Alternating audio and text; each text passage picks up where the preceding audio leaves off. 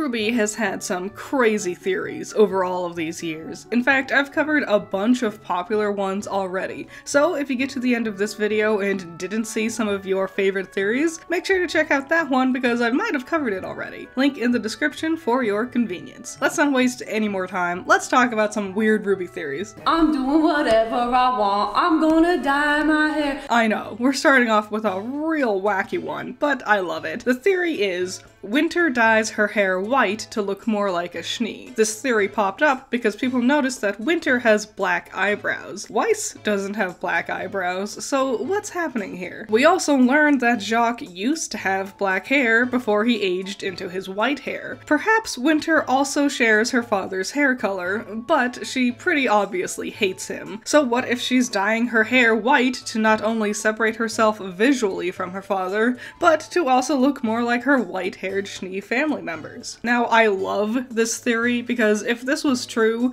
there could be so much we could do with this. This would actually be a crazy fun angle for Winter as a character. It would tell us a ton about her personality and her history with her family. Also, we don't really see many examples of characters in RWBY going out of their way to change their physical appearances, to the point where we all kind of just assume everyone's crazy hair colors are their natural hair. As much as I love this theory, it would hint to a lot of attention to detail. I really don't think it's true, mostly because if it was, I think it would have been addressed in the show, or at least in some supplemental material somewhere. So then, why does Winter have black eyebrows? Well, personally, I think it was just a random style decision. Here's a fun thing. Have you actually ever looked at people's eyebrows much? It's pretty common to give characters slightly darker eyebrows compared to their hair color, especially when they have really blonde or white hair. Glinda is a good example, actually. Her eyebrows are so thin and so light that they almost are invisible against her complexion. And Weiss especially is no stranger to bad glowing complexion issues. In Volume 1, a lot of Weiss's features would get lost on top of each other. They went to great lengths to darken the line art on the characters to fix this problem, and I'm willing to bet Winter's eyebrows was just an attempt to get a jump on avoiding that problem again with her design. Or perhaps they just wanted to lean into Winter's stern personality with her design. She's often very frowny, her brows are usually furrowed, and making them black really helps to accentuate her stern expression. But also, fun fact, sometimes people do just have black eyebrows and blonde hair. So,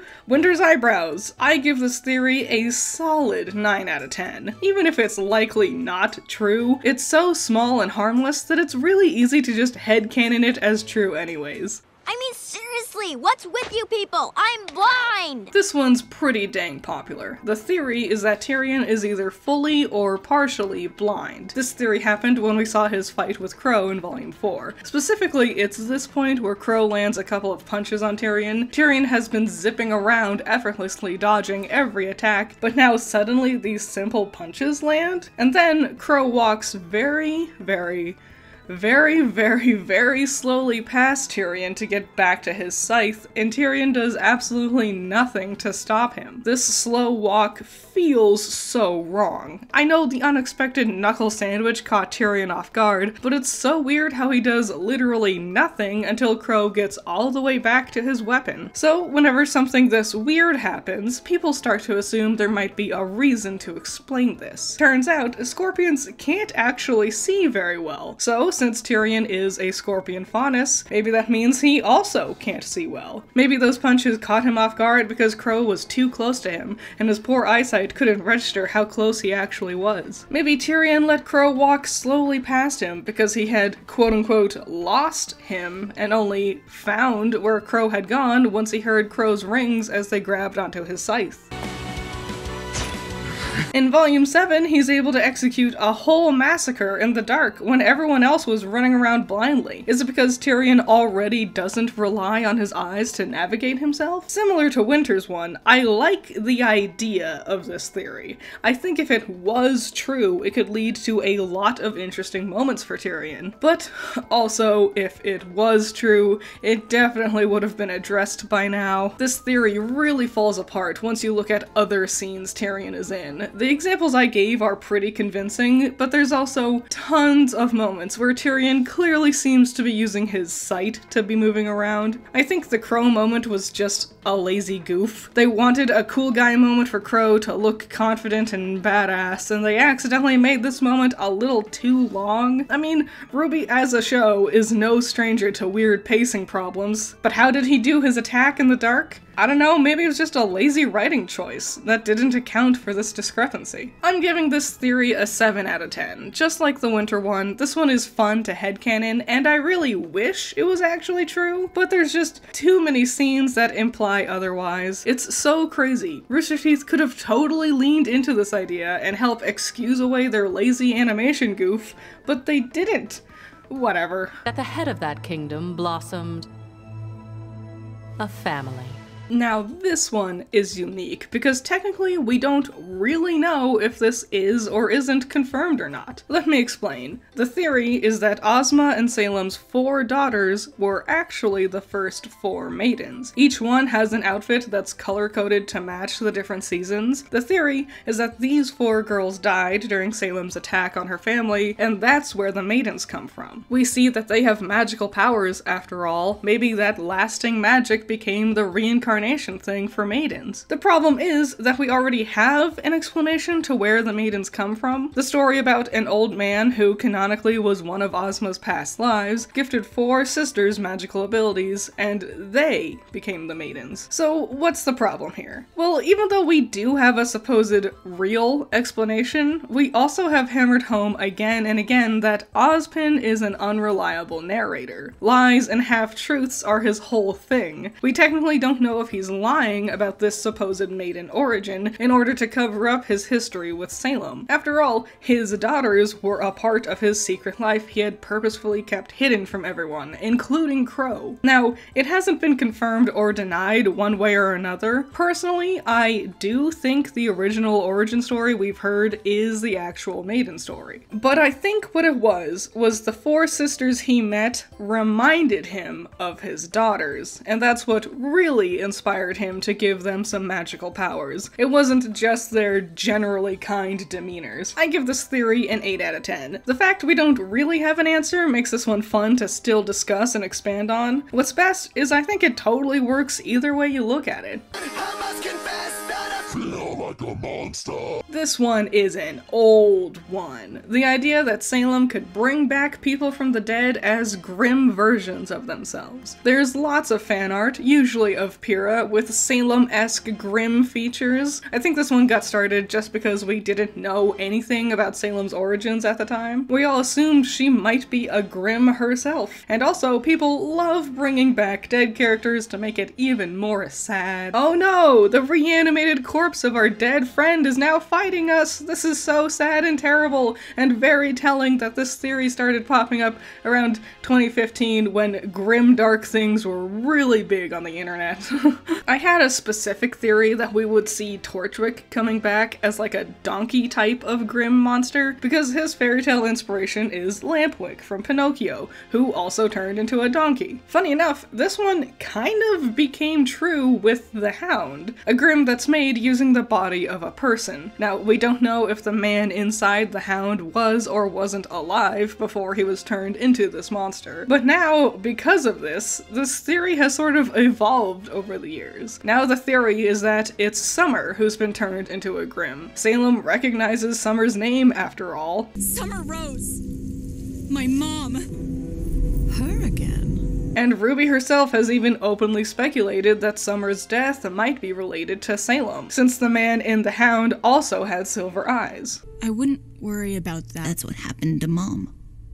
So this theory, while looking very different than what we all had originally pictured for it, suddenly really has legs to stand on. This theory also technically is ongoing. We still don't really have confirmation as to what's happened to Summer. However, I'm going to give the theory a 5 out of 10. It's neat, and I like the idea that this could be related to Summer, and now gives RWBY a character-specific threat for herself. However, maybe it's just me, but it's all a little too late. I've grown out of my grimdark phase, and I wish this threat could have been explored a lot more before we got to the 8th season of the show, you know? I don't care about Salem, but I I owe Cinder everything. I don't know if this theory was ever really big in the fandom, but this was one I felt was going to be 100% true. So, in the Volume 5 finale, Cinder gets her shit wrecked by #1 bad mom, and it was a little up in the air on whether or not Cinder lived after all of it. After all, she was frozen solid and fell into what looked like a deep abyss, so if she did die, that would mean the Maiden powers would have to get transferred, and I definitely thought it was going straight into Emerald. Cinder, as she fell, would have thought, oh dang, I'm gonna die. I gotta make sure the Maiden powers stays aligned with Salem, and then she'd picture Emerald before she died and would pass the power onto her. This big freakout Emerald has, where we see the giant Salem hallucination, would have been her way of covering up this power transferal. Before now, Emerald wasn't even able to make more than 2 people see an illusion without straining herself. Now she's suddenly making 9 people hallucinate? What if this was a boost from the Maiden powers, making her semblance stronger? I thought this would have been an amazing direction for the story. The cold, calculating Cinder would be bested by her own bravado and ego. Suddenly,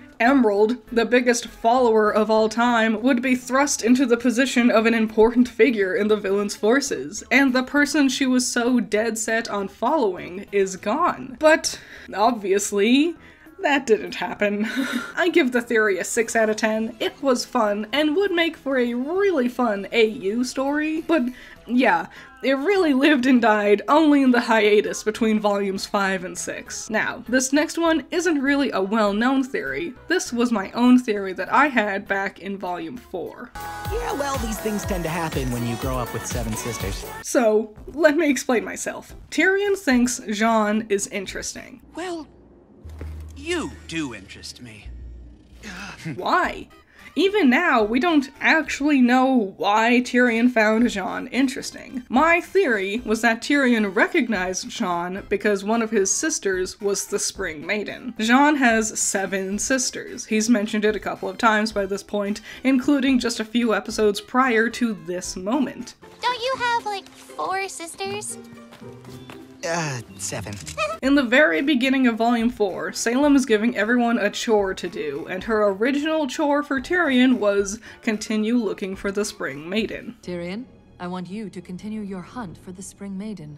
Her wording implies he's been looking for her for a while now, so supposedly, he might have an idea on what she might look like. And so then when his assignment changes to hunt down RWBY, he'll run into the squad and, surprise, that boy looks awfully similar to that Spring Maiden he's been looking for. Of course, I ended up being wrong about this. As far as we know, none of his sisters are a maiden. We technically haven't met the Summer Maiden yet, but let's be real, I highly doubt it'll be one of the Arc sisters.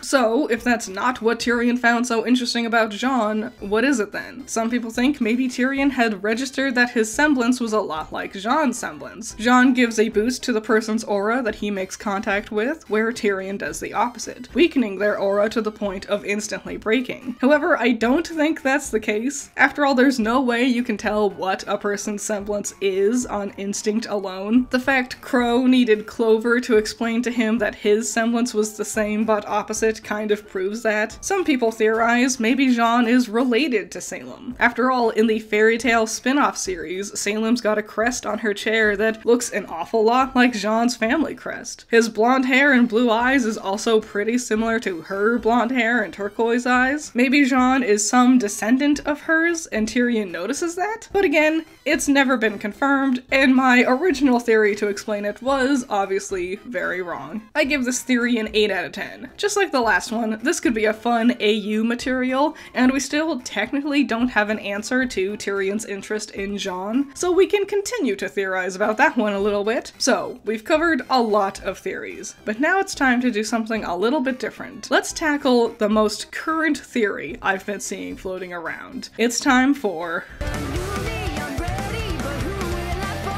So, Volume 9 was weird, right? What's the point of the Ever After? Why did we get derailed on this season-long adventure into Wonderland? Surely there's a bigger reason for introducing this whole alternate world into the plot, right? Well, what if we brought Salem here and got her to ascend? The theory is that if Salem was able to ascend, she could turn into something that wouldn't be immortal anymore, so then Team RWBY can finally kill her. Or Salem could ascend into something that wouldn't be infected with the dark Grimm goo, so she wouldn't be hellbent on destroying the world anymore. So obviously, this is an ongoing theory, so we don't know if it might turn out that way. But, and I hate to be a party pooper, I really don't think this is going to happen. Just because Team RWBY would have to jump through so many hoops for this to happen. First, they have to get back to the Ever After. We know Alex and Lewis made it here somehow, so it's not entirely impossible, even if they can't just use Ambrosius's teleportal to jump off into again. So Team RWBY somehow have to, like, German suplex Salem into the Ever After, and God knows where they'll land once they get there. It seems like everyone starts on the beach, so then they have to somehow get Salem to ascend once they're there, like shoving some tea down her throat or something. Then they have to hope Salem ascends into something that'll benefit them, because they can't make Salem ascend into anything in particular. By all means, she could ascend, still keep her immortality, still want to destroy the world, but now she has like a dragon body or some shit. I give this theory a 2 out of 10, honestly. It just doesn't seem like it would work for me. But I do have a variation on this theory. What if we're not ascending Salem, we ascend Oscar and Ozma? Couldn't they decide to split into 2 separate forms this way? Oscar could keep his body and Ozma could ascend into his own? I don't know, that idea makes way more sense to me than the whole Salem thing. But tell me what you think. Not only about this latest theory, but about all the theories I've covered here. Also, let me know if you've got any other crazy RWBY theories in the comments below. Shout out to my $10 patrons, you're all amazing. Nako, Andrew, Valhalla Knight, Chamomile, Classy Critic, Noah Perkins, Sunny Shy, Jake, Amber, Hype Man, Zero to Hero, Scaring Crows, Messiah Complex, Jacob, Ben's Sketchbook, Omega Fighter, Trash, Wild Pilot, Josh, Gino, Twisty, Juan, Duncan, and Alpha 99. Yeah, I hope you liked this video. Crazy coming back to it after all these years. This new Salem theory is interesting, but I hope someone in the comments can like explain to me exactly how you think it would work out, because it just seems a bit too far-fetched. What was your favorite theory that I talked about here? Do you have any interesting, crazy theories that you've had that ended up being right or wrong? Any and all thoughts and opinions, I would love to see them in the comments below, and I'll see you in the next one. Bye-bye.